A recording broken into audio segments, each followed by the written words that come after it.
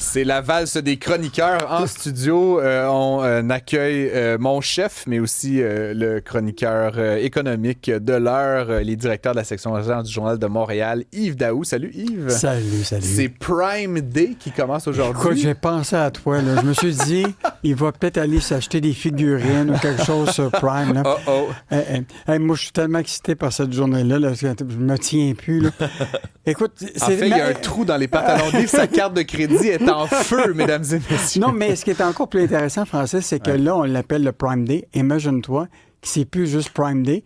Ils l'ont étendu à 96 heures. Yes, 4 jours, c'est ça? Oui, ouais. Pour permettre aux consommateurs de profiter des offres sur une période plus longue, puis permettre aux vendeurs de mieux gérer leur inventaire. Mais juste te rappeler quand même là, qu'ils en profitent pour cibler les jeunes. Ils ont même là, avant, il y avait une espèce de rabais étudiant. Là, maintenant, ils appellent ça le Prime for Young Adult, donc vise les catégories, les jeunes. Ouais. Donc, un 10 de rabais, etc. Tu as même les alertes Alexa. Tu arrives à la maison, puis ils disent...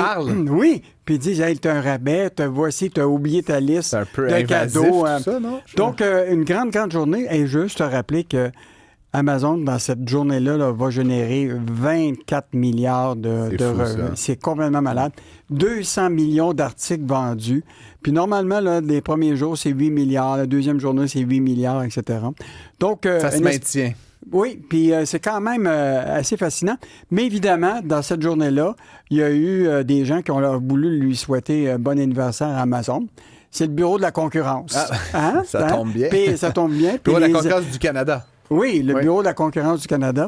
Et donc, ils ont obtenu une ordonnance parce qu'il y a une enquête sur les pratiques abusives actuellement d'Amazon au Canada parce qu'ils empêcheraient dans le fond, ils permettent à des vendeurs de vendre plus cher que sur leur propre plateforme sur Amazon. Donc, autrement dit, Amazon ramasse probablement plus d'argent à cause que les produits sont vendus plus cher sur Amazon. Et donc, là, ils essaient de voir s'il n'y a pas une pratique actuellement abusive d'Amazon auprès de ces vendeurs-là. Puis, évidemment, il y a les ex-employés, les 4300 des entrepôts qui ont été mis à pied, qui ont fait une manifestation aujourd'hui. Pour Prime Day. Là, pour Prime Day, pour saluer le fait qu'ils avaient mis à pied ces gens-là, mais que tout le reclassement de ces travailleurs-là n'existe pas. Ils n'ont pas été indemnisés, etc. Donc, ils ont les deux, le Bureau de la concurrence et les ex-employés ont voulu souhaiter bonne fête aujourd'hui à Amazon, comme ils l'avaient fait aussi quand... Bezos s'est marié en Italie. Tout le monde a voulu lui souhaiter bon mariage. Petit mariage discret. 65 millions. Avec tout le gratin, évidemment. Tu te rappelles qu'il a vendu pour 1 milliard d'actifs quelques jours avant son mariage. Pour financer la patente, oui, effectivement. Sinon, il y a eu cette histoire là, que je suis avec beaucoup d'intérêt, Yves. Des caméras, un fabricant de caméras chinoises qui était interdit. On pouvait les acheter sur Amazon, d'ailleurs. Le journal a rapporté ça.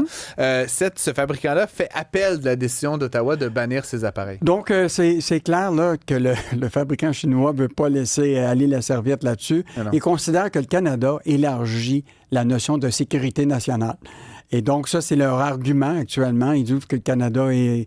Comme il l'avait dit aussi pour Huawei, hein? Dans le cas de Huawei, il avait interdit tous les produits dans les entreprises. Même les ministères, aujourd'hui encore, ne peuvent pas acheter du matériel de Huawei. Donc, aujourd'hui, le gouvernement canadien se voit, dans le fond, intenter une espèce de poursuite là, par le fabricant qui dit que, ça n'a pas de bon sens de faire ça. Évidemment, l'enjeu, c'est toutes les relations commerciales entre le Canada et la Chine. Huawei, ça avait mal tourné. Rappelle-toi, il y avait la vice-présidente qu'on avait détenue, là, détenue qui à était Vancouver. d'ailleurs la fille de quelqu'un, j'oublie, là, mais c'était... À Vancouver, puis ça avait été l'échange aussi qui s'était fait avec les deux Michael qui avaient été emprisonnés. Donc, une histoire qui continue à exister. Mais ce qui est quand même fascinant, je veux juste te rappeler, puis je ne sais pas si tu te rappelles de tout ça, là, il y avait une compagnie au Québec qui s'appelait Immervision, dont la PDG était Pascal Nini. Et il y avait eu une conférence de presse avec Fitzgibbon à une certaine époque, et Immervision, eux autres, ils fabriquent justement des grands angles pour caméras de surveillance qui étaient intégrés dans les produits de Hikvision. Et Pierre Fitzgibbon était à ce moment-là aussi actionnaire de Immervision. Donc, ça m'a fait un scandale. Mais dans une fiducie sans droit de regard, rassure-moi, n'est-ce pas? Non, mais tout ça pour te dire que Hikvision est dans l'actualité, pas depuis aujourd'hui, mais depuis un bout de temps. Ça date pas d'hier. Et toute la question de la reconnaissance faciale en Chine, là, ça pose toutes sortes d'enjeux. Donc, ces caméras-là est quand même un enjeu pour toi. En 2 mots, pour terminer, Yves, HeroDevTech, on a su que ça avait été racheté là, par un fonds d'investissement américain, fleuron québécois, plus d'1 milliard de dollars, une belle entreprise dans le domaine aérospatial. Les employés se sont mis en grève aujourd'hui. Imagine-toi, en juillet 2024, HeroDevTech, là, qui était une fleuron, c'est le 3e plus gros fabricant de trains d'atterrissage au monde. On l'a vendu pour 1,3 milliard à un fonds d'investissement, pas une compagnie qui, dans ce secteur-là, qui est Platinum Equity. Et donc... Qui vont certainement chercher à la revendre à profit. Là, probablement. Rappelle-toi que lors de la vente, le gouvernement Legault, donc le premier ministre Legault, Pierre Fitzgibbon n'avait pas été informé par la Caisse. La CDPQ, c'est ça, détenait quand même des parts importantes. Là, et il n'avait pas informé du tout le gouvernement. Or, donc, aujourd'hui, cette entreprise-là a été vendue, mais un an après cette acquisition, il y a 100 travailleurs de l'usine qui se sont mis en grève à Laval.